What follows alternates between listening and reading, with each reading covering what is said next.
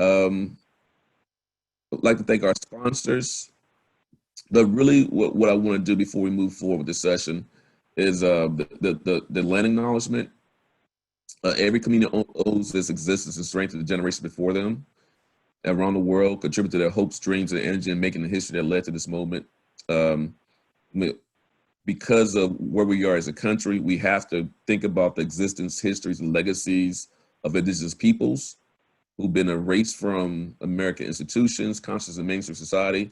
And the genesis, without, that past and that history is important to recognize today. And so we're on the University of Maryland College Park. We're on the ancestral lands of the Piscataway people.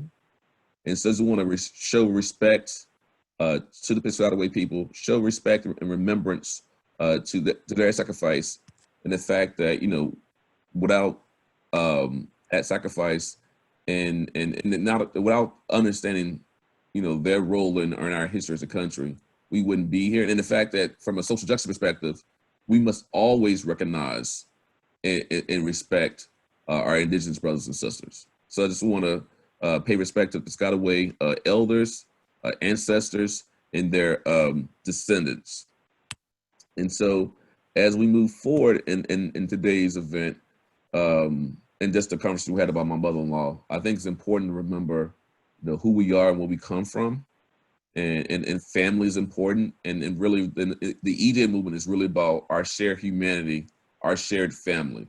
So I thank for the words of encouragement that I received from everyone, and why it's important to, again, remember our loved ones, because I think the EJ movement is about love, the EJ movement is about family, the EJ movement is about hope, and again, appreciate those kind words from everyone.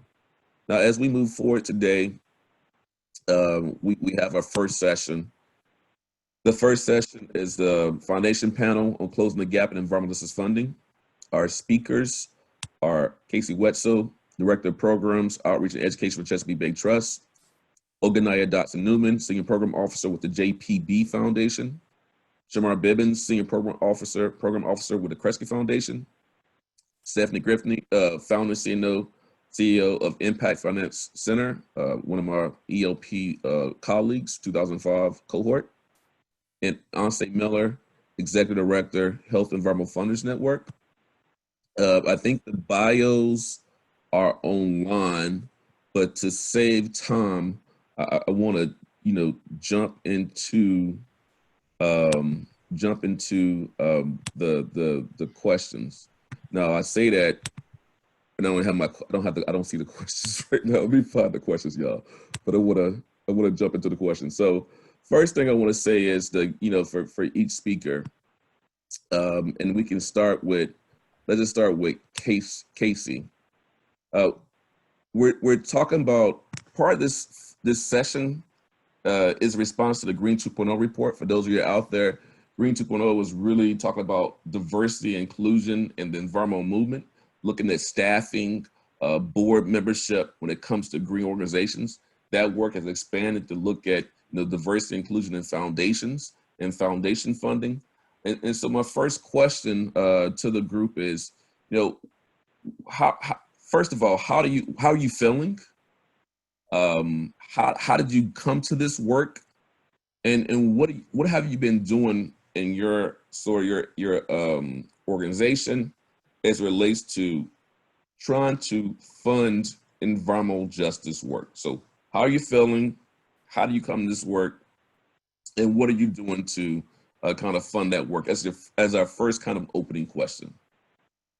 And Kacey, can you start? Sure. Thank you for having me. So how am I feeling? Well, I'm feeling, frankly, a little emotional listening to you this morning, Sacoby, but I'm happy to be here. And I'm happy to be on this panel and talk about this. I've been working in environmental philanthropy for 13 years. I think, one of the questions you all posed to us in advance of this panel was, why do we think this is important? I kind of sat on that for a while, and one of the biggest things I've learned working in environmental philanthropy is that, environmental problems are social problems, and that to your point that you just made, that it's our shared humanity. It's the most important thing that we can acknowledge is that the environmental movement is a social movement first. And so I think that, you know, our work, like what are we doing in this space, particularly as it relates to the Green 2.0 report. The trust has worked for a number of years now to elevate the outcomes of that report and to actually look specifically. So I'm with the Chesapeake Bay Trust, I should say, which is an environmental grant-making organization. We are chartered by the Maryland State Legislature, and we are an organization that looks to restore the Chesapeake, but create healthy communities as well, and believe that healthy communities will ensure that there is a restored Chesapeake. So we have been working within the Chesapeake movement and within the broader Chesapeake watershed to bring attention to the fact that the movement itself is not diverse. We actually worked with Geosolutions with Bernice Travis-Miller. Miller-Travis, I should say, she's on the call, and she helped us to do research of the region to ground truth what was in the Green 2.0 report here, and to develop a diversity, equity, inclusion, and justice guide that is guiding work within the region to address the challenges that, you know, we've identified through the Green 2.0 movement. So that's just one example of things that we're doing right now. I'm excited to share others during the course of this panel, but I'll stop since I think there's lots of folks that need to talk. So. Oh, thank you. And I'm gonna jump to before, because I know Shamar says she has to go. So Shamar, you know, what is your organization doing in this work? Tell us a little about your background, your organization, and how you're in this space as it relates to diversity, equity, and inclusion. Go ahead, Shamar. Great, thank you.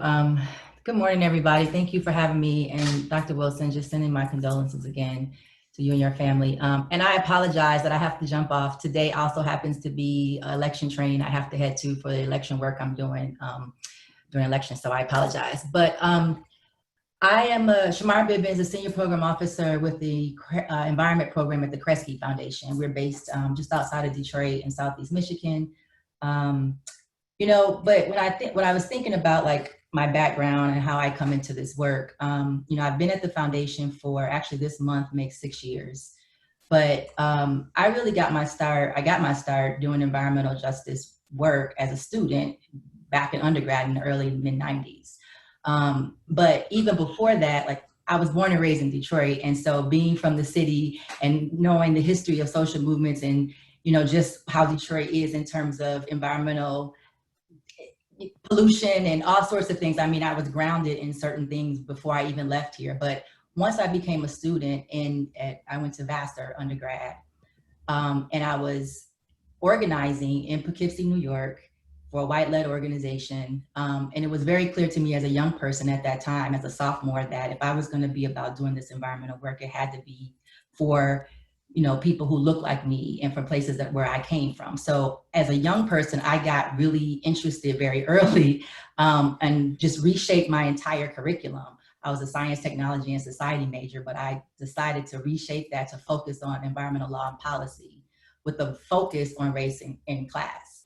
And as this is the time, this is, you know, 91 and 95, I'm at, you know, Vassar College. I was the only Black person in my major all 4 years. So for me, it was personal, but it was also very, you know, I didn't feel like I had a lot of support. There weren't a lot of people who looked like me at my institution doing this work.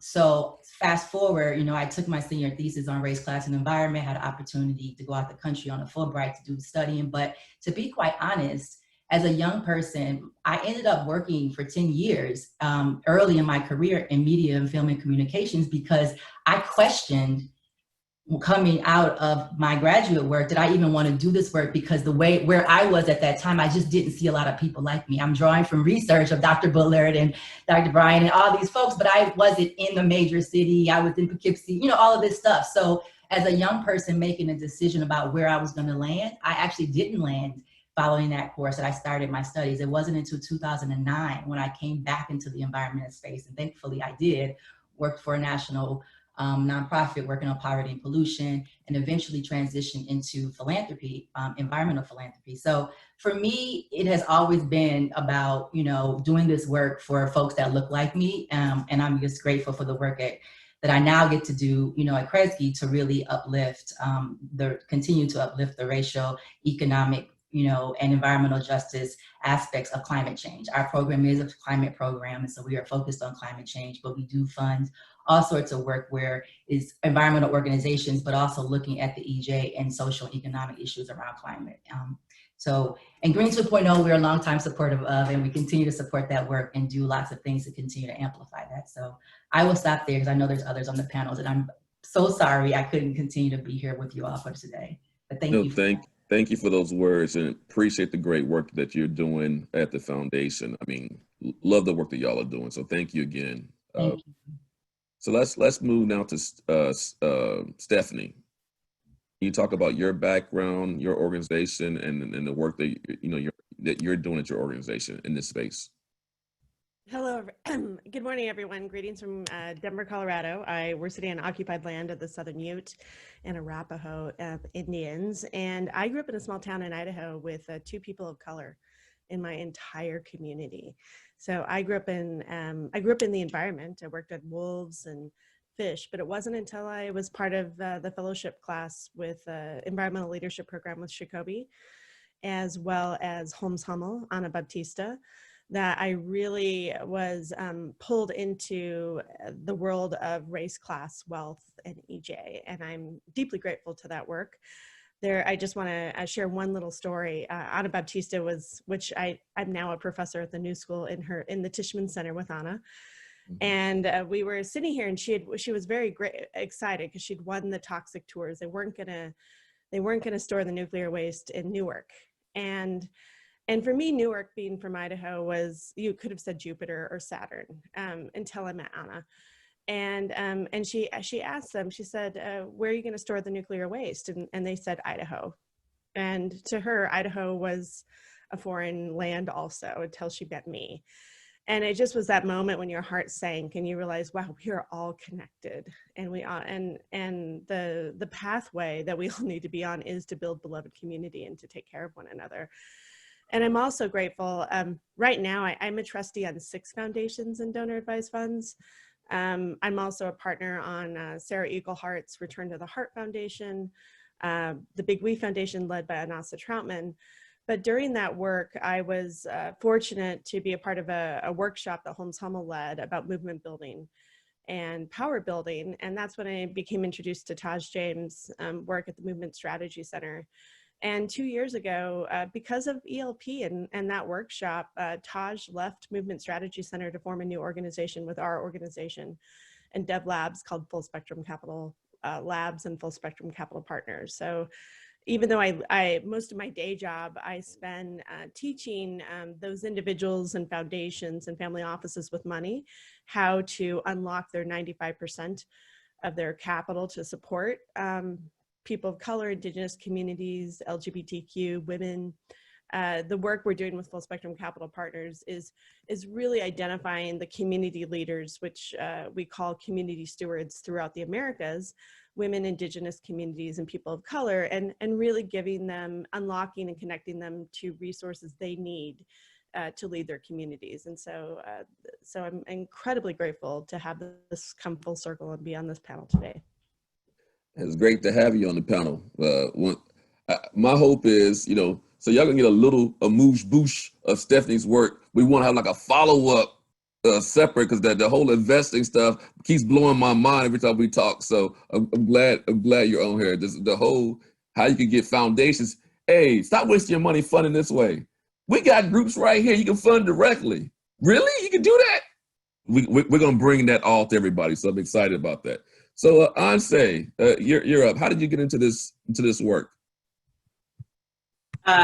Thank you. Yeah. Good morning, everybody. So Ansje Miller, I'm with the Health and Environmental Funders Network. I am calling in today from Hillsborough, North Carolina, which is the occupied territory of the Occoneechee. And I am the descendant of European European ancestors, African ancestors that were brought here as slaves, and the Lenape Indian tribe of Delaware, which is closer to where you are. I grew up in Camden, New Jersey. That's my home, which, if many of you who do environmental justice work know, that is has been the hotbed of environmental injustice.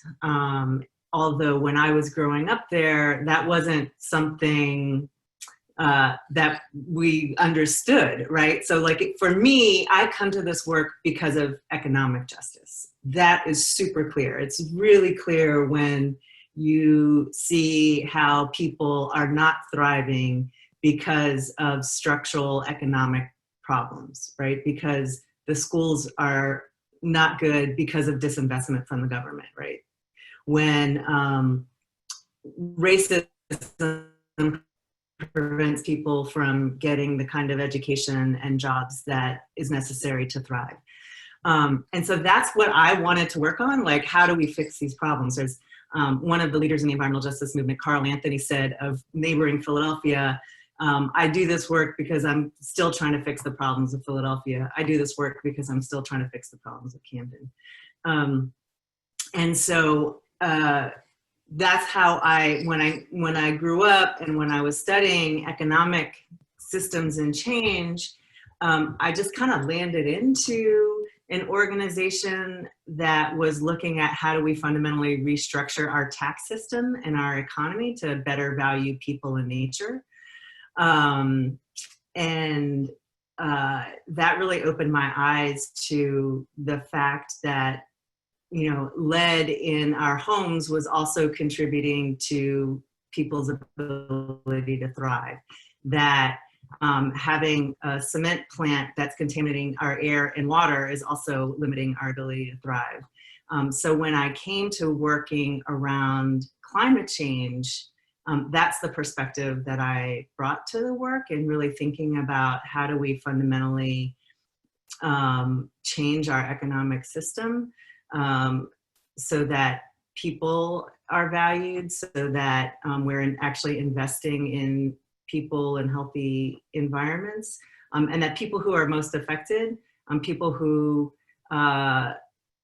can, you know, are educated about the environmental threats of living next to a cement plant, for example, are at the table making the decisions about what we need to be doing moving forward. So that's kind of the background. I'm really new to philanthropy. I just started at Heffen about a year ago, and so I'm learning a lot, and I'm excited about the power that this role could potentially have in actually changing investments in how this work moves forward. And looking forward to talking about that further in this conversation. Thank you. It's great to have you here. So Ogonnaya, we got you. We were having some tech issues, so I'm glad you're able to connect with us. Go ahead, Ogonnaya. Hi, sorry. I'm actually on the road with my nephew and my sister, so I'm glad that everything worked out, that I could be on this call. So I came to EJ work actually from a young age. I think I generally say that I'm a child of the environmental justice movement, and that is because my aunt, who introduced me to the concept of environmental justice in a real way, because she lived in a place, Richmond, California, and took me to California Air Resources Board meeting with her, and allowed me to see, I think, definitely what speaking truth to power meant back in, I guess, the early 90s. And it really, I think, allowed me to understand like the connection between the science that I was learning in my chemistry class at the time and how it translated into real life, which wasn't necessarily reflected in my grades. And so I spent quite a few years then realizing that I wanted to study how to translate science into action with my aunt, with my family members, and with other people who are experiencing disproportionate environmental harm. And what I realized too is that I was kind of like impacted by the long-term exposures of my grandparents and my parents to what I guess we now call forever chemicals. And so that has like guided my work for a very long time, since I was a teenager. And it brought me to New York, where I worked for an environmental justice organization for quite some time, and it was really fabulous. That's CEEJH, where I worked with Bernice Miller-Travis and other folks on this call. And now I currently work at the JPB Foundation in the environment program, and I manage the environmental health portfolio. And I would say that it's been interesting, kind of like learning about the world of philanthropy, kind of, I guess, like getting more comfortable in the world of philanthropy and more comfortable in a different role that I still see as very much connected to the environmental justice movement.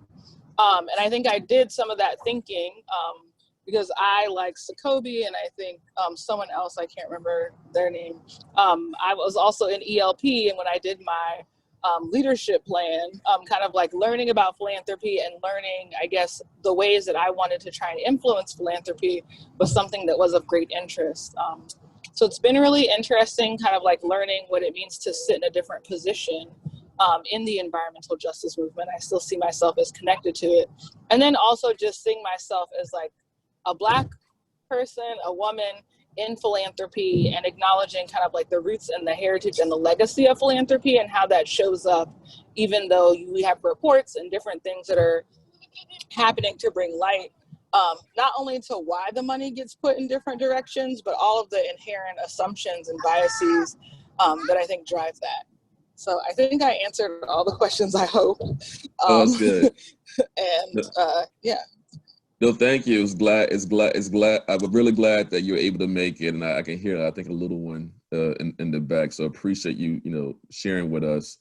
And again, I just want to say again, I appreciate everybody sharing and being here today. It's really, really important for us to come together and think about the different parts of the EJ movement. So foundations, you are a part of the EJ movement.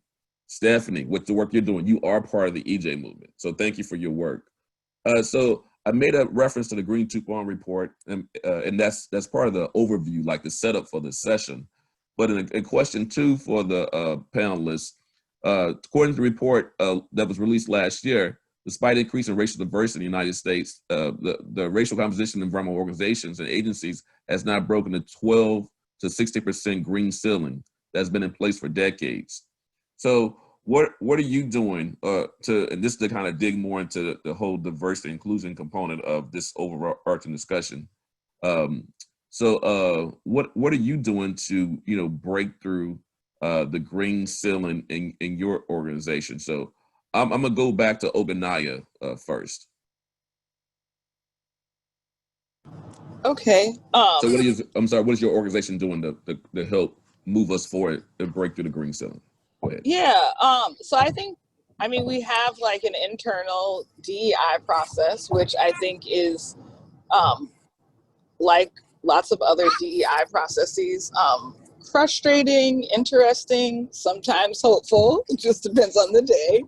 I also think that because, so JPB is a pretty young foundation. We're only 7 years old, and we have quite a few folks in our environment team, but also our president, who I think have an interest in trying to do things differently and approach the work from an interconnected place. And I think also our, especially our vice president, are really interested in trying to do some of the work that comes with learning and unlearning how we like inherently do things to sometimes limit the ways in which we're able to give, and also the ways in which we think about staffing, I think, of like a philanthropic institution. So, relatively speaking, in the world of philanthropy, we have a very diverse team that is making grants. And so I think, the other thing is that I never really thought, I was always kind of skeptical of this idea of like representation matters. But I think being in philanthropy, you really get a chance to see how that is very important, because simply by existing in philanthropy opens people's eyes, which was fascinating to me. And then also by like thinking through and having different relationships with risk. So the way that like we think about risk is all different on our team based on the types of organizations that we're used to working with. And so I think one of our institutional barriers is that we have a pretty high threshold for giving, which feeds into a lot of the issues that oftentimes happen. Is you can't fund EJ organizations if they've been systemically underfunded if you have a very high threshold for a average budget that the or organizational budget that it needs to have. So I think we've been working through that, and one of the ways that that's happened is at JPB we actually have an EJ portfolio, and are, I think, starting to really ask ourselves some critical questions about the things that are the hidden biases that are built into the way that we do our giving and how we can overcome those. And so I think, yeah. You know, thank you for that. And Ansje, let's just go with this question. Let's just stick to that. Let's just do the green ceiling first, okay? So can you answer on the green ceiling front what Heffen is doing? Sure. So the short answer is not enough, and we have a long way to go. Because you know, the institution of philanthropy, the institutions of the environmental movement, the environmental health movement have some deeply embedded problems in them, and I'm still learning about what all those things are. So we're trying to figure that out. But so Heffen has gone through a so, you know, like others, like Ogonnaya said, we've brought in a consultant to help with justice, equity, diversity, and inclusion, helping us think through how Heffen shows up in the space, how we create, how we have structural barriers for people of color to authentically participate in Heffen. So that's one of the things that we're thinking about as we are looking at leadership and who are the voices that we highlight, making sure that we are centering Black voices, Indigenous voices, voices of people of color in the program. And in fact, our annual meeting this year is kind of all about that. It's the air that we breathe, philanthropy's role in dismantling systems of injustice, with a 2-year focus on the South, because the South has been underinvested, as Ogonnaya was saying, the environmental justice movement. And I want to give a huge shout out to Bernice Miller-Travis, who, when you say environmental justice grant making, she was super critical and really built up a lot of environmental justice organizations through that support. So she's definitely a guiding star for me, and just like, thank you for all of the support that you've given to the movement and the work that I've been a part of. Thank you. Kacey, the green ceiling. Yeah, so I want to try to answer the question quickly from an internal perspective, but also what we're doing externally. And I also want to second what Ansje just said about Bernice. She's a mentor of mine, and I probably don't have the words, but I also just wanted to very briefly mention, Sacoby, that my real direct introduction to EJ personally was when you came to my community in Curtis Bay and Brooklyn Park when we were fighting the waste energy incinerator. So I hope you know that you were very influential for me as well. So the trust obviously has a way to go. Just like Ansje, I should say that internally we're working on it. We had a diversity, equity, inclusion, and justice audit done of our organization a few years ago, and we're using that as a guide for ourselves internally. In terms of diversity within our staff, we're doing fairly well. Our leadership, we have a ways to go. The governor does appoint our board, so we have we're a quasi-state agency. So we're working to improve internally our own diversity, but have made quite a bit of progress. And I feel, to Oggonnaya's point, we're fairly diverse relative to other philanthropic institutions. To address the green ceiling within the larger environmental movement, we have a few things that we're doing. Right now, we have an RFP open for capacity building opportunities so that folks within the environmental movement can access resources to get their own diversity, equity, inclusion, and justice audits done, for training resources, tools, and to, you know, advance their own work in this space. We also run something called the Chesapeake Conservation Corps. It's a workforce pipeline for young adults right out of high school or right out of college to be placed for a year of service within the environmental movements that are introduced to an organization, but a network of environmental organizations working at the nexus of environmental and community health, issues of climate change, energy, water. We have internal goal to have, you know, that each class each year is not only representative of the community, but is helping to address the green ceiling issues that we know exist. So those are two ways in which we're trying to address the green ceiling. You know, that sounds like a really great program. We'd love to learn more, and hopefully get have a couple of the folks work with our team here at Maryland. Just a quick plug for us. So Stephanie, could you talk about the green ceiling issues that you've have been dealing with, and how your organization is working and partnering to crack through? Yes, I think we all can agree it's not even close to where it needs to be. So what's going well, what could go better? I think recently we realized most of us, when we have to hire somebody, we pull from our existing Rolodex of people that we know. And a lot of times, I think we as a community can do a much better job proactively creating basically a supply chain of consultants that represent EJ. So when we're looking at finding fiscal sponsorships for a lot of organizations right now. And we're like, wait a minute, we need to find people of color bookkeeping, HR payroll company versus going with the same group we already do. So I think there's areas of work we're doing right now is how do we build that list of folks, so you don't go with your regulars, you actually reach out and go to folks that represent more of the EJ movement. The same thing with fellowships. We work with a lot of students, and then we realized if you were low income, it's difficult to work with us. So we're trying to raise resources to support any student, whatever their resource level, so they can get training with us and offer sliding scale resources for that.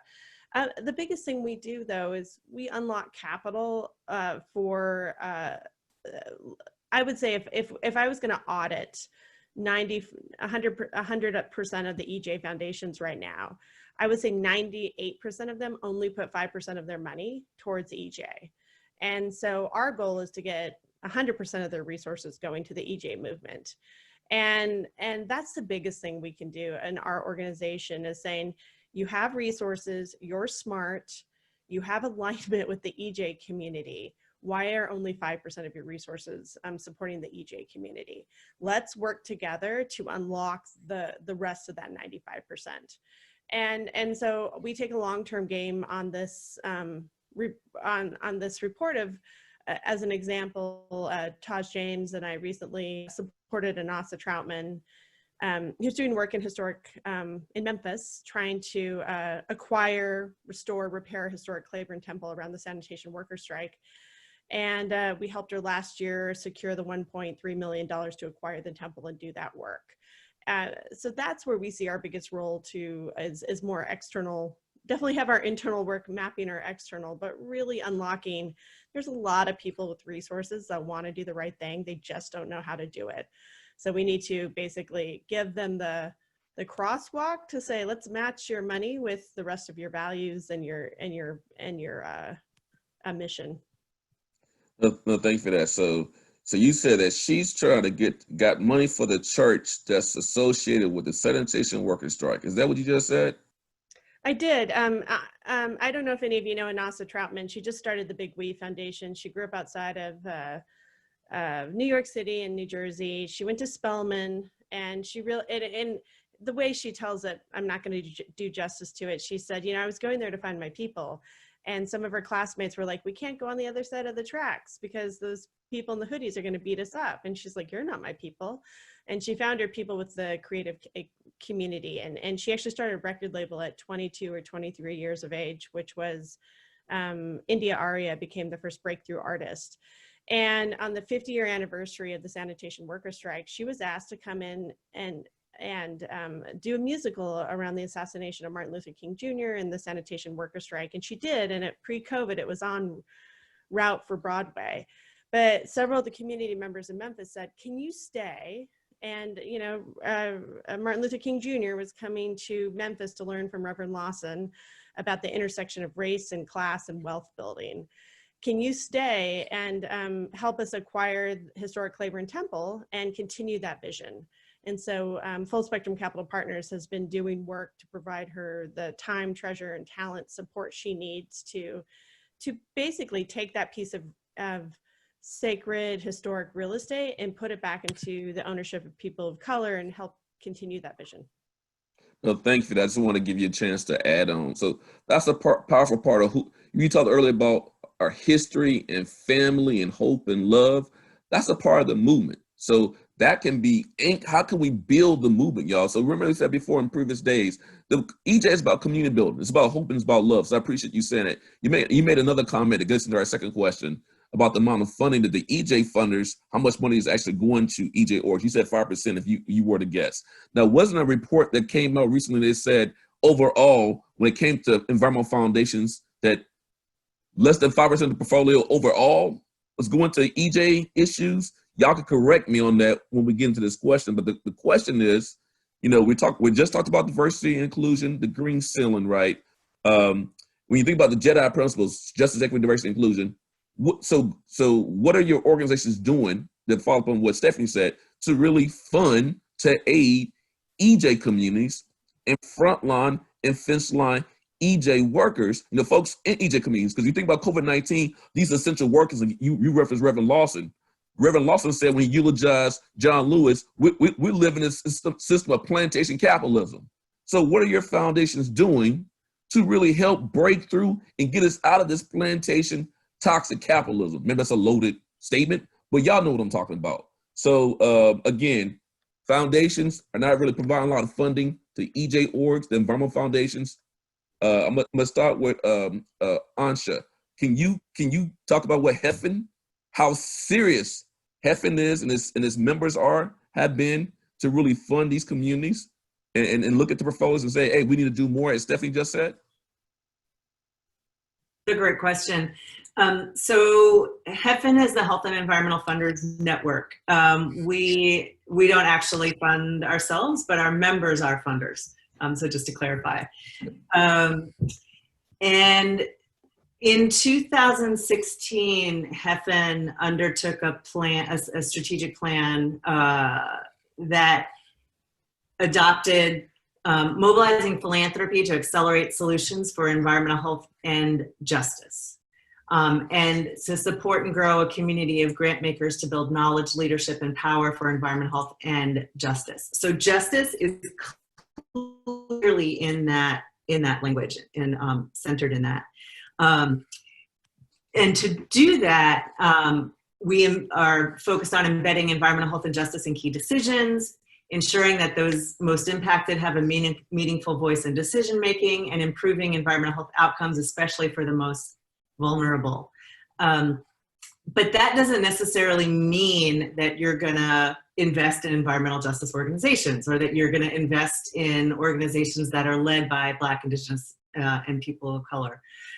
So we really need to dive into that as well. And in so doing, really saying, you know, we need to center racial justice in this as well. So some of the things that we're doing is we have a participatory grant-making learning community. So as you were saying, Dr. Wilson, the whole system is kind of the capitalism, right? And so that you have this small number of people who are holding wealth and making the decisions about who is then getting funded. And those people who are holding the wealth don't always have the information about what are the best solutions on the ground for moving forward.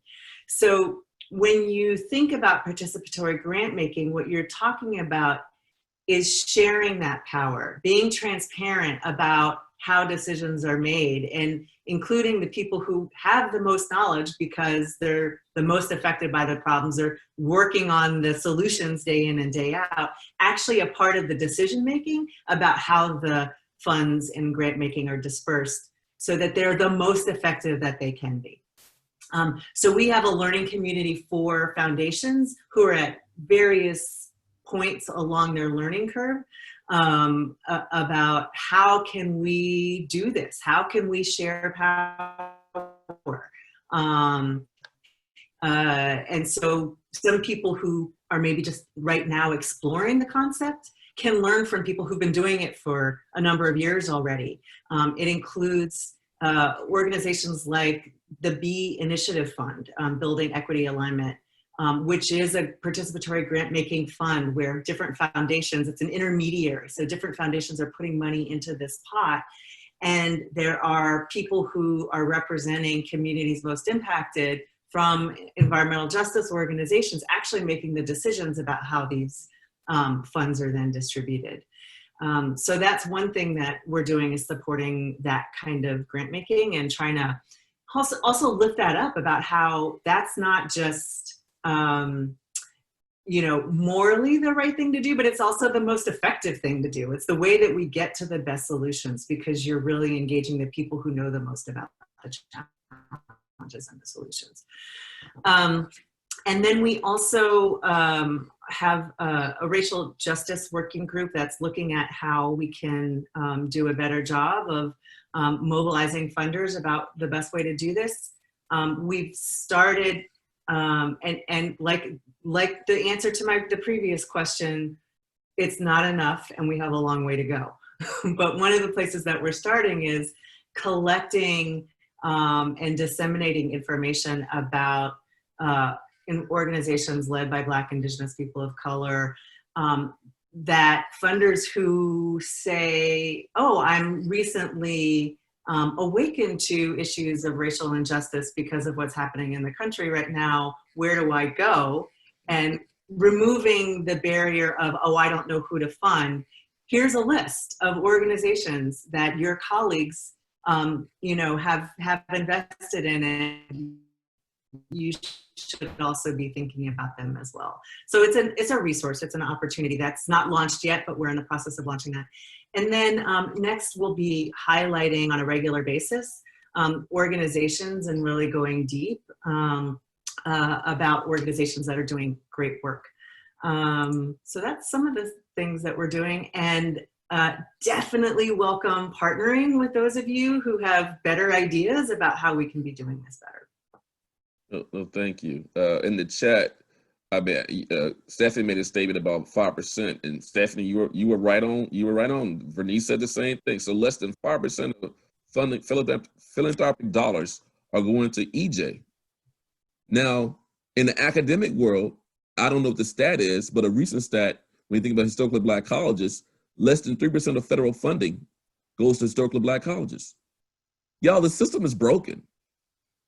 The folks on the front line, the fence line, who look like the folks who have these issues, they're not being funded.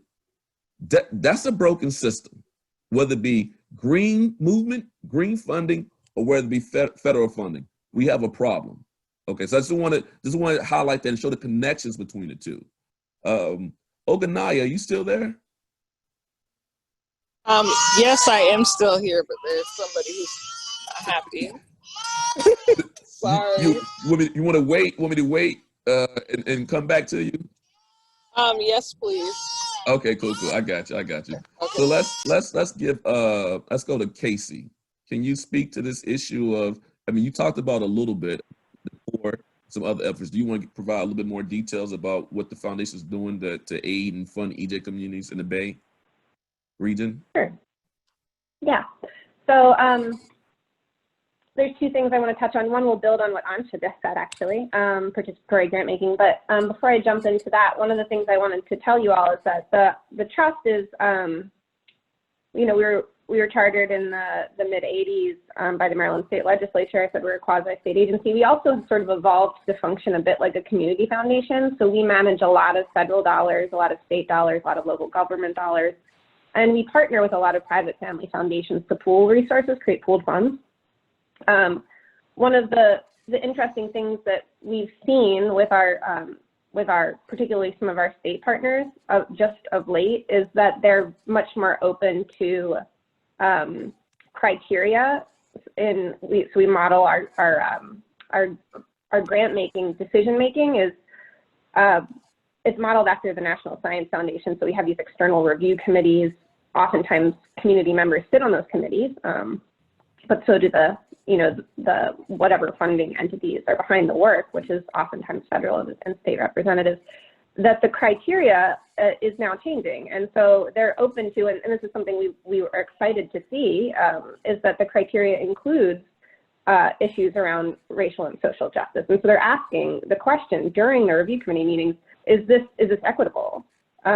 Is this community, if granted these dollars, is this a high need community? Is this a community that, is from an equity perspective, something that we should prioritize? And that's the first time within just this past year that we're seeing those funding partners where we've been trying to like infuse those conversations with that lens, that they're bringing that to the table. And so that's an exciting thing to see. So I just thought I'd share that too, is that we're finally seeing other folks that we work with and fund with becoming much more open to infusing criteria that we've not traditionally seen comfort level with, right?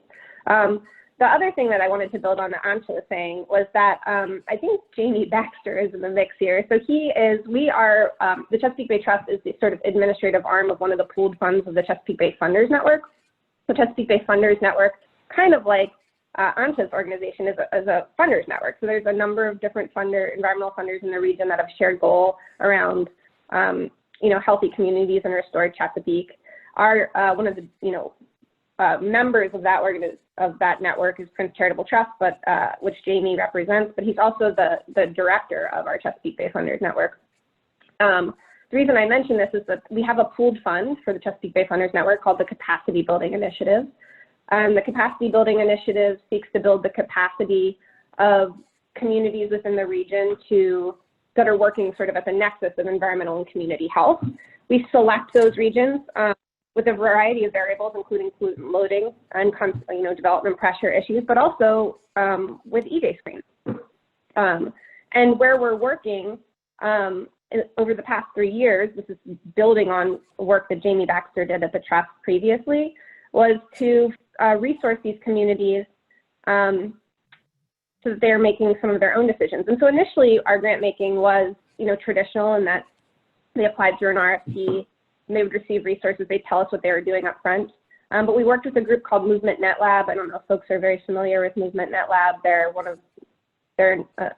under the Alliance for Global Justice sort of network of groups that support movement building. And they kind of helped us to understand better what participatory grant making can look like when you're building the capacity of groups of organizations to work together for change.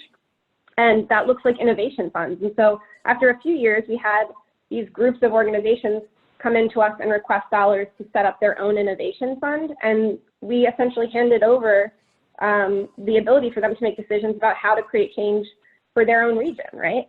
And that builds power at the ground level of organizations, not environmental organizations that are making change for their community's health, but also for environmental health. So it was really exciting to see that, because we saw way more creative ideas than we've ever seen before come out of that work when we just simply stopped putting them through the traditional approach, right? And let them have more control over that decision making. And so that was really neat to see. And so I'll stop. Yeah. Well, thank you for that. I mean, it's great to hear, for those of the kind of work to do, participatory action research, right? It's great to hear about participatory grant making. I want to do a quick shout out or a note in the chat So Stephanie, in a conversation with Bernice, said is actually less than 3% of philanthropic dollars goes to EJ. I said less than 3% of federal funding goes to HBCUs. That should not be the same number, folks. That should not be the same number. So it goes back to say our system is broken, but I'm hardened. You know, I hear all this positive work that y'all are doing, but it feels like there's a long way to go. And also, Bernice would probably chime on this if she was on this panel. Bernice did all that great work, but it can't be. It can't be 5 years. It can't be 10 years. This stuff is developed over 20, 50, 100, multiple centuries. We have to have long-term investment. And just can't be one person, one foundation, one network. It has to be across the board working together. So I just want to say that because, man, 3% Stephanie, 3% Ansje, 3% Kacey, Ogonnaya, 3%. I'm going to come back to you, Ogonnaya, because you probably still have the little one, giving you a little time. Stephanie. Oh no, he's better now. Okay, go ahead. I'm gonna go to Ogonnaya. I'm gonna come back around to Stephanie. Go ahead. He's having a meeting with Patti LaBelle and B.B. King via Sesame Street, and he was really upset about the 3% too. That's why he was crying. Okay. But no, it has been interesting. I think learning about the different tools that philanthropy can use. So my colleague who manages the EJ portfolio has a cohort of organizations that get funding directly to them, and then they have a fund to build grassroots power where members of those organizations, along with the consultants and one or two people from JPB, do like a type of participatory grant making process, and that's called the Fund to Build Grassroots Power. And it's been interesting seeing how that model can be tested out and what it means for like JPB to make a significant contribution to that fund and then try and do fundraising for it. And just recently our board actually approved, I can say this because the letters went out, I think, yesterday to the organizations, but our board recently approved a multi-year commitment to that fund. And so it ends up being like an extended network of organizations that get pass-through grants. And so it's interesting because too, like I've been hearing a lot about the 3% and then also the 95%. And, you know, foundations also get credit because like JPB gives a little more than their 5%. I think we do like 7 to 8%. And so for us, what has also been happening is to be able to move money like outside of some of those thresholds that I've talked about is we're able to use different mechanisms. So we have an emergency relief mechanism. Recently, we actually moved money to grantees and some organizations that have relationships to grantees. And we also, in my portfolio, the environmental health portfolio, we have a few other organizations that end up doing pass-through grants. But I still think the challenge is, and I think Adrian made a note of this in the comments, is that you also have organizations that then sub-grant to EJ organizations because they have a bigger budget and philanthropic entities believe that they can then hold the money without like being too high of a percentage of their organizational budget, which then creates another layer of like power dynamics.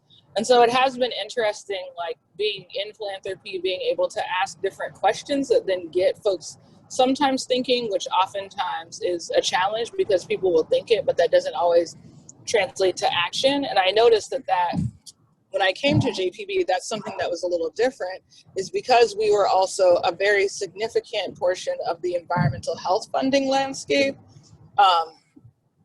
And we're actually open to like not just talking to EJ organizations, but as long as they meet, you know, those budget thresholds, figuring out ways to actually fund them.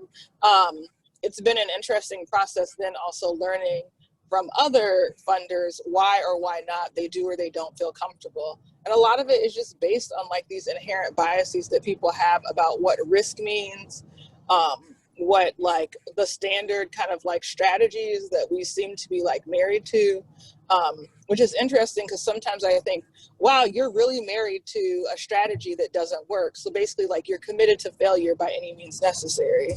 And so I think what we've been trying to think about is like, how can we break out of that and not use like all of this data to like further reinforce our biases, but actually like get us to a place where we are actually trying to learn, what does a leaderful movement look like? What does it mean to have decentralized organizing? What does it mean to fund people that aren't doing things in traditional ways? And what does it mean to experiment with people that are outside of our like comfort zone? Because I think that's the biggest thing that I learned when entering into philanthropy is that a lot of the policies that we talk about aren't necessarily policies directly related to like IRS rules and regulations. They're policies related to people's thoughts and feelings that are like very much centered on their biases that keep perpetuating the same things that we're saying that we want to break out of. And so I hope that answered the question. I'm going to stop. No, thank you for that. You were speaking to that last part of what, so y'all talk about these innovative ways to do funding, getting out of your comfort zone. You're talking about the bias, the culture of funding. And cultures are based on people's norms, beliefs, practices, right? If your norms, beliefs, and practices are very myopic or limited, you're going to get the same results. So whether it be in foundation funding or whether it be academic funding, the federal government industrial complex, it's the same stuff. It's the same system, the same cultural biases, right? So I really appreciate that point. I'm sorry, Stephanie, I know I was holding off you, and go ahead, Stephanie. I know you blow our minds some more. So a couple of tools, a couple of case studies here for us. One, we teach a lot of program officers and trustees, and we recently worked with the Walton Family Foundation, CEEJH, and she went through 10 sessions with us, and on her 5th session, we taught her that her grant making is an investment and that she's an investor. I think that's a big part of this journey, is like we're all investors, and that the financial return is a negative 100% financial return, attempting positive impact. And she made the first ever direct investment from the Walton program on the environment program for $500,000 for a negative 50% return investment to a for-profit sustainable seafood company. And what that essentially means is she gets an above market rate return on her money. She's used to getting a negative 100% loss, and now she gets 50% of her money back, where she gets to recycle it. And we believe we have to, for EJ, unlock full spectrum capital. It doesn't matter if it's a project, a nonprofit, a small business, a startup, a fund that's doing EJ work, should be able to get access to negative 100% return money, negative 90, negative 80, negative 70, negative 60, whatever they need for the impact. The money should match what you need. And Sacoby, I think if we could do one thing together, and I want to do this with you, and I invite others to join us, we have another tool which is essentially an audit of all of the money. So we evaluated a $100 million foundation in Seattle and determined they spent an extra $1 million with their investment advisor to underperform and lose $5 million over 5 years and invest the whole $100 million against mission other than the grant making. We recently worked with AJL Charitable Foundation, a $15 million foundation in Denver, Colorado. We evaluated their investment advisor. They spent an extra $230,000 in fees over 7 years to underperform by $1.4 million and invest 95% of their money against mission. So we worked with them to try to upgrade their existing advisor. When they would not upgrade, we recommended to the foundation they fired them. We did reduce their fees by $40,000 immediately and led the first RFP for a JEDI investment advisor that wanted to be transparent with fees, governance, evidence-based decision attribution evaluation, and agree to invest locally also. That's a big part. Wall Street doesn't get paid to invest locally. And we received 50 requests to manage that money. We did 10 proposals. 9 out of the 10 during the hiring process before the interview got an F on our rating system. And so we said, in order to get to the interview, you have to upgrade your entire financial services firm. The one that won did upgrade in governance and investment beliefs and decision-based attribution evaluation.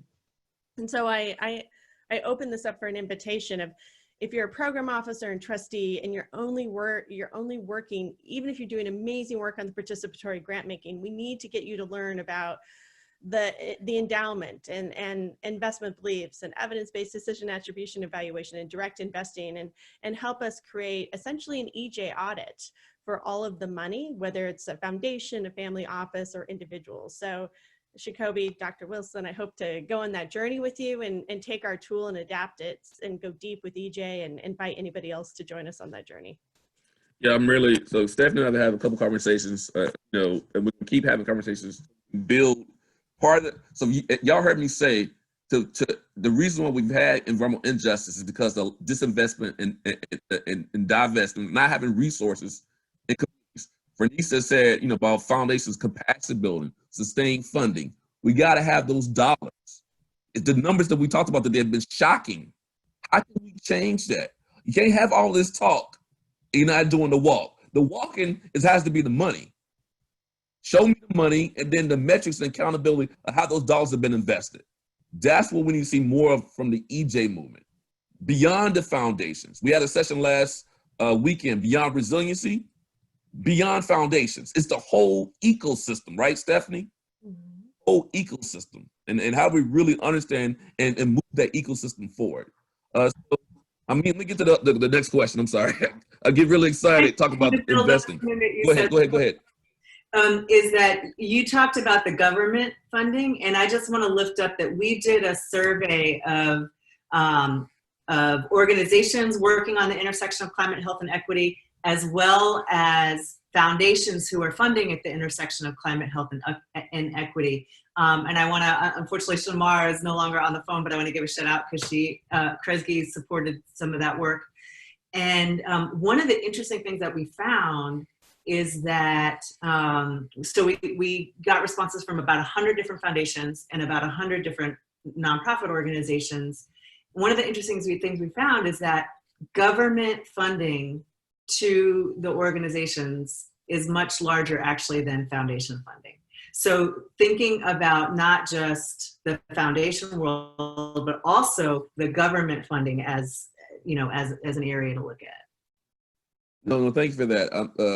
I'm actually, so I'm on the board of the Citizen Science Association. I'm also I'm on the board for Environmental Studies and Toxicology for the National Academy of Sciences. So guess what conversation we had yesterday? And I told them, I'm the only Black guy on the board. Don't be having this Jedi, expect me to always have these lead these Jedi discussions. So I told them, like, we need some white allies. So when I'm in the room, y'all make sure y'all say the same stuff when I'm in the room. You know what I'm saying? So we had this conversation yesterday, but we were talking about NAS. You need to push NSF and NIH to look at their portfolios that make sure they're funding this EJ work. That was the main part of the conversation I had yesterday with them. So now this is an opportunity to bring the National Academy of Sciences, other groups, Citizen Science Association, AAAS, ACEN, your group, Union Concerned Scientists, working together to say, how can we make sure we know where the dollars are and push those dollars to where it needs to go? Yin or Secure, drop our blog in the chat. So we wrote a blog on scientific racism, scientific colonialism, and scientific imperialism. To speak to your point, Ansje, right? Speak to your point about where the money's going. If you're not funding it, then you're funding exploitation science, right? If you're green groups, if you're not funding the EJ work, you're funding incomplete, superficial environmental work. Just to be real talk here, folks. So let me just stop talking. But yes, I'm with you there. And the thing is, y'all, this is just like an aside. Let me stop talking so much. We're got to get the Q&A after this last question. If I talk too much noise, I won't ever get another grant. Federal grant. So to let y'all know. Just that's real talk. Just real talk, okay? But thank you for Stephanie, for those comments. You're getting some good shout outs in the chat. Ansje, thank you for that, because I mean, the fact that you just blew my mind with that. Really? So they're able to get all those federal dollars? So it's more federal dollars than foundation dollars? So yeah, we have to stay on top of both. But remember that they're part of the same, to me, funding system. They're just different players, right? So I want to get to some Q&A. So I want to give y'all one last question as like a summary question, like a lightning response. So we have a few minutes for Q&A. And just for, because we started a little bit late, I think we're going to probably go up to 40. So maybe another 16 minutes, and we can transition in from this session to the other sessions, and start at 5-minute break and start at 11:45. So that's for the shout out to the IT team. So just to close out, can you talk about, briefly your successes, and then just, quickly, what are a few recommendations for how we can move forward? And I want to start with to summarize successes and recommendations for us to move forward as it relates to JEDI. I'm gonna start with Kacey first.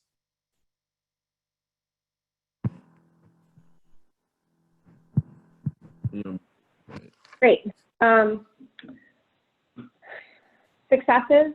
So, I mentioned early on when I first sort of did a very brief overview or introduction that we had worked with Bernice over a few years to do an evaluation of the Chesapeake Bay Funders Network, the funders within the Funders Network, as well as our shared grantees.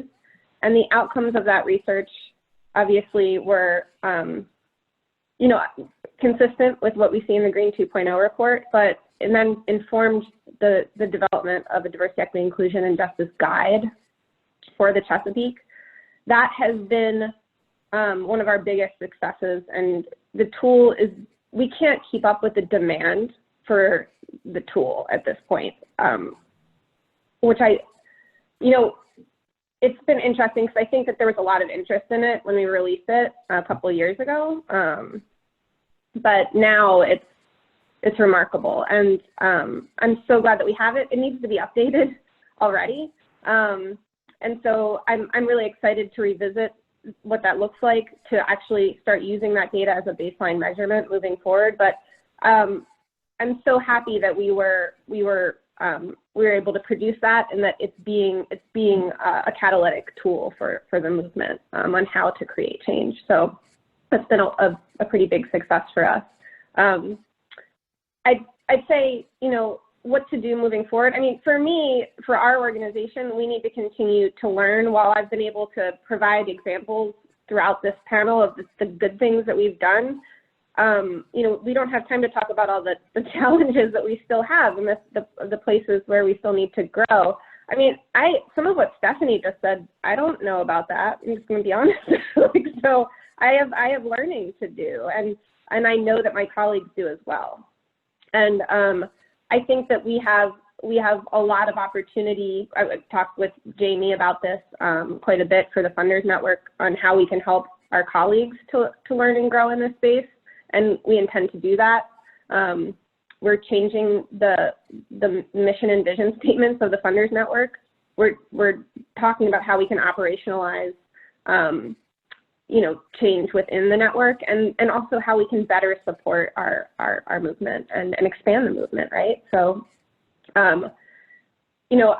I want to be more concrete than that and say, I think that there's very specific, more progressive things that each of us can be doing, and we have to create spaces where we're actually pursuing those strategies together and learning together. And so I'm looking forward to helping with that. No, thank you. And that's part of the reason why, again, talking to Stephanie, I wanted her to join this panel, because it's just not us talking about what we're doing. It's an opportunity for us to build and work together. So hopefully this will lead to some partnerships where Stephanie's working with Chesapeake Bay Funders, working with Heffen, and then also, as Ansje said, we get the NIHs and NSFs, the program officers, the leads of those agencies say, hey, y'all gotta do better. We have to do better together. So thank you for that. Let's go to Stephanie. I'm so grateful to be here today. So thank you for including me, Sacoby. I'm super excited about that. The last 4 years, we've been piloting a bunch of infrastructure in Colorado. So we've activated 120 new investors, and those could be private foundations, community foundations, corporate foundations, high net worth individuals, donor advised fund holders. And most of them are on their second to 20th investment, and they've now invested $350 million locally into projects, nonprofits, small businesses, startups, and funds. So we've sourced about 600 to 700 investment opportunities, most of them EJ, and then we create a farmer's market for the two worlds to come together. And now we're basically scaling that, and we're going to expand to other states and other communities of interest and identity. For example, so we aggregate existing investors, which we're doing with in partnership with Owista Corporation, which is the largest native CDFI, community development financial institution. On October 13th, we're going to have the first Indigenous Communities Investor Club. And we will have, and most people don't realize, Owista's been around for 25 years. They've invested $75 million in Indigenous communities, and they've had one partial default for less than $10,000. They are a good financial investment. In fact, most people in Wall Street don't realize, if you ask them what was the best financial return in the last downturn, the Great Recession from 2008 to 2012, it was community financial development institutions. They were the highest performing financial investment. And so what we're doing right now is trying to spread the infrastructure with folks that want to partner across the country with our institute, our 200 classes, our investor clubs, which think of it as an online farmers market. And then we also have a new tool called Impact Investing Giving Circle. Turns out, if you go talk to donors and say, well, would you invest in this? They would say, well, I'm a donor, I'm not an investor. But yet they would give to $25,000 if it was a nonprofit. And so we recently partnered and successfully piloted with the Women's Foundation, and this can be done with philanthropic supporting orgs and community foundations, a giving circle model whereby we had 37 donors that represented over $1 billion. They donated at least $2,000 into a pooled donor advised fund. We did 9 classes across all of their money. And then we said, who needs money? And so they got to do their first direct investments into people of color, women of color specifically, together with money they're not going to get back. That's an evergreen fund. So we called that an investor accelerator. So we're getting ready to do the second investor accelerator, Impact Investing Giving Circle, with the Women's Foundation of Colorado. And it looks like there's a couple other people of color impact investing giving circles getting going in Albuquerque, possibly with the Albuquerque Community Foundation, New York, Georgia, and Massachusetts. And so basically my invitation is, if you care about this, you've got to learn about the financial sides of it, because that's where all the money is. We've got, and it's not that scary. We'll hold your hand, but join the, wherever you're at, you need to learn about how the 95% of the money is managed, and let's go do that together. Let's get that money for our communities. That's like what's those commercials with those NBA players? Get that. I'm sorry, I'm stop being. Well, and to that point, we're working on a transaction right now for Grow House, which is a EJ-led food production and distribution effort, and their refrigerator, they need a new refrigerator. And we have 2 sisters on a foundation, trustees and executive directors. They had $500,000 that was in bad stuff, let's just say bad stuff, and master limited partnership agreements. They were getting ready to put it into ESG, so environmental social governance investments on Wall Street. And I said, what if I could give you a better return to invest locally? I'll give you an 8% return to invest locally. So take your $500,000 at an 8% return, blend it with $50,000 at 2%, a $50,000 grant at negative 100%. Now we have $600,000 that needs a negative 2% return, which means we can get that out for communities at 1-2% interest. And so there is a magicness here when we all come together, if we learn about all the 3 buckets of money, to still get people what they want financially, but really unlock that money for EJ. Yeah. So again, this is y'all, every time she talks, I'm like, oh, so many ideas in my head, because this is what I've been saying for years on NEJAC, y'all. Where's the money? Tracking the money, invest the money, return on investment, social, economic, health, environmental benefits. That's what our communities need. Okay, so I'm gonna go to Ansje. Can you kind of close us out with some comments? Not completely close us out, but provide some comments. Sorry. Yes, sure. I was like, wow, that's a lot of pressure to close out this amazing conversation. Yeah. And again, thank you so much for inviting me. This has been a really interesting conversation. So, one of the things that I was thinking about in terms of where we've come and where we need to go is that, we threw out this number about the 3%, but that's kind of an estimate data. There's a lot we don't know. The Environmental Grant Makers Association and HEFN has partnered on a Tracking the Field project around investment in environmental health and justice. And interestingly, over the last year or two, there has been an increase in investment in environmental justice. And what we really need to do is nail down exactly what that means. I think Adrienne lifted up a good point of like, when you're reporting on what you are giving in environmental justice, like what does that really mean? Are you giving in grassroots organizations that are Black, Indigenous, people of color-led organizations doing work on the ground? Or are you giving to larger organizations that do top, more higher level policy work that is calling in environmental justice? So we need to get a little bit deeper on what that actually means. So that's some of our next steps. Then we've started by just kind of getting a little bit more, this is boring, but just like tagging it differently so that we can get better data. And another thing is also encouraging folks to report out more on their leadership. What is the demographics of, are they paying attention to who is actually receiving those funds, who is in leadership at those organizations? And some foundations are doing a great job at reporting out on that with Green 2.0, and many are not. And so we really need to do a better job at least, it's getting a starting line at increasing the data transparency. No, thank you. That data. Again, thank you for that. Really, really important. And we have to, I think you said it maybe earlier, someone else said it about where we are now in the country. All of a sudden people acting brand new. Oh, racism, I got to figure that out. Why wouldn't you figure it out before? So, like I've been telling folks, many of us, we've been people of color our whole lives. I've been Black for 45 years. It's been a long time. I've been a long time being Black. So where you been at? So partnerships, giving circles, innovative, participatory funding. I like what I'm hearing. Thank you for the comment about the data and really drilling that down, because we don't know where we are. We don't know where we need to go, right? So thank you for that. Ogonnaya, you got the little one still in the back. Can you provide some comments to close out this questions in? I'm talking too much. So we're losing time on the Q&A. I'm sorry. Go ahead, Ogonnaya. Yeah, I don't have many comments to add because what everyone said was so valuable.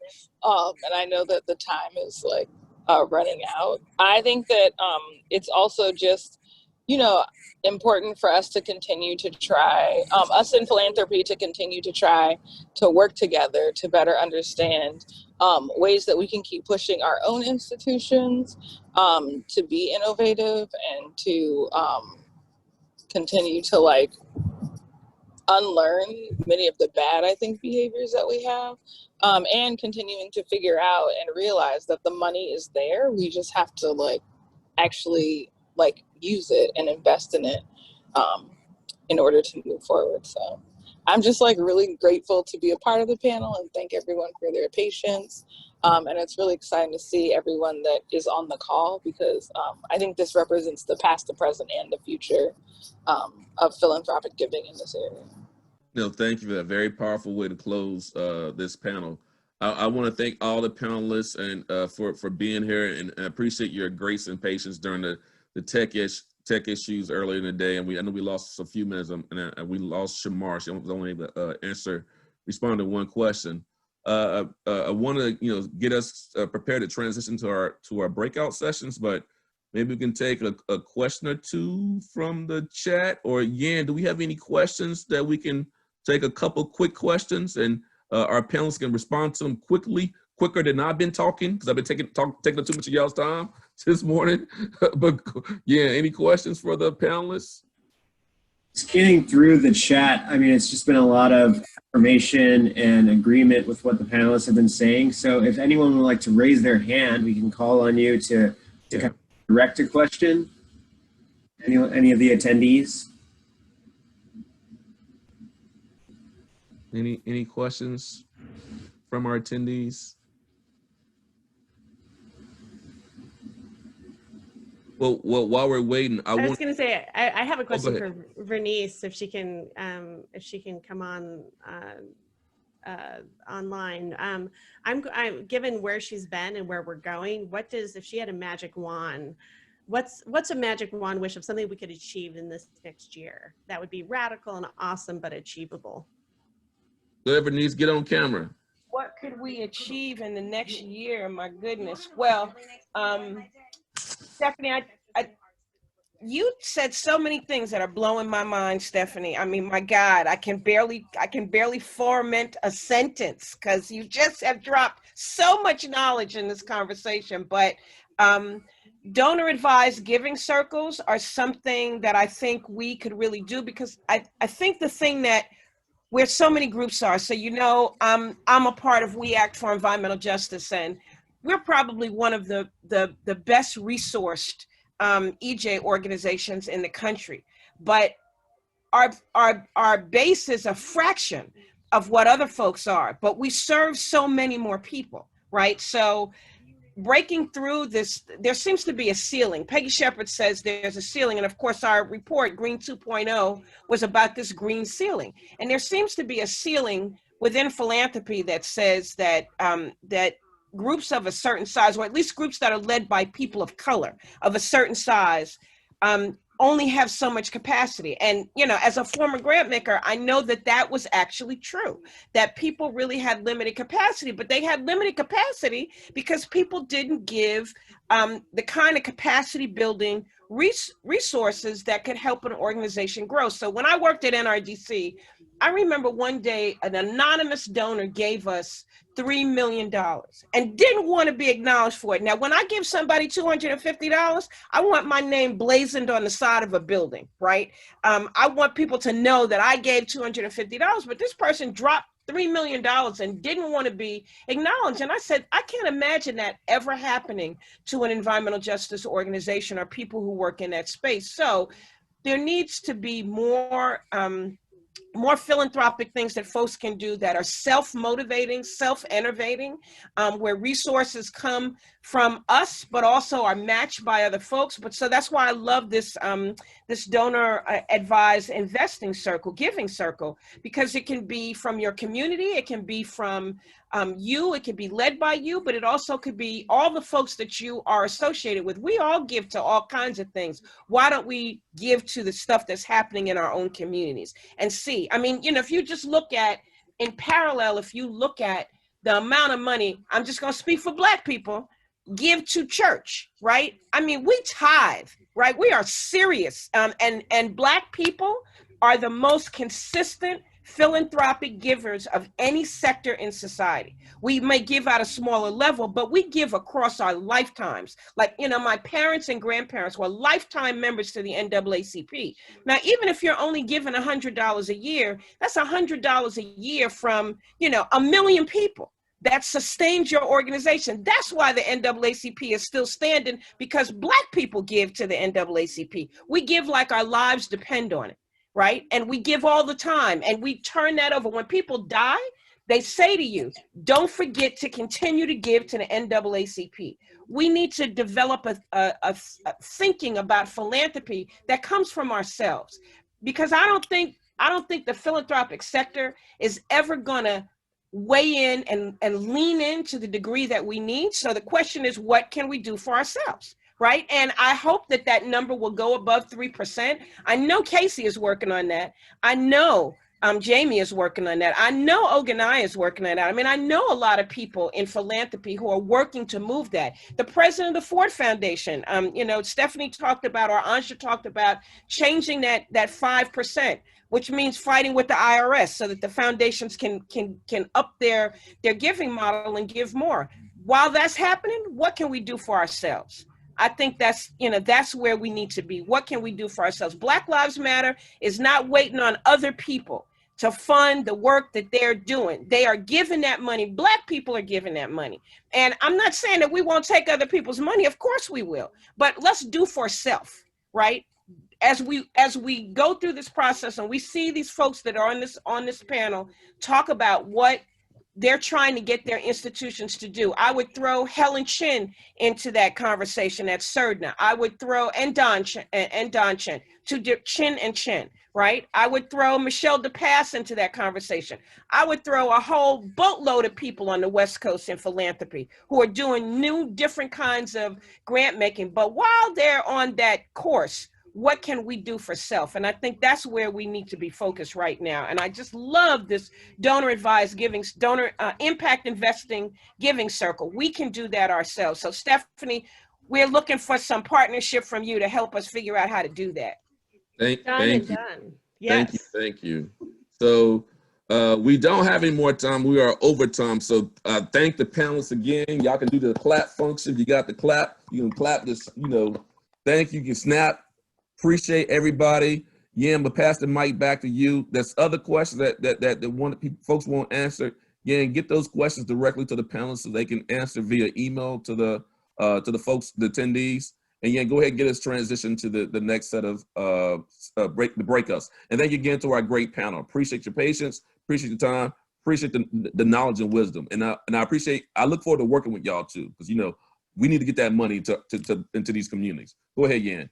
Sure. Thank you very much. Thank you all for a great opening this morning. As we transition next, I put a link in the chat that has that'll take you to the links for all of the rest of today's sessions. For the end of the day, the afternoon plenary, we're going to be back in this exact room for the NAACP Climate Justice panel and the closeout session. So right now, the two sessions that are open are the Code Red Baltimore session and the Green Space Equity session. So look for those at that link that I shared. And thank you. Please enjoy the sessions. Thanks, everybody. Bye-bye.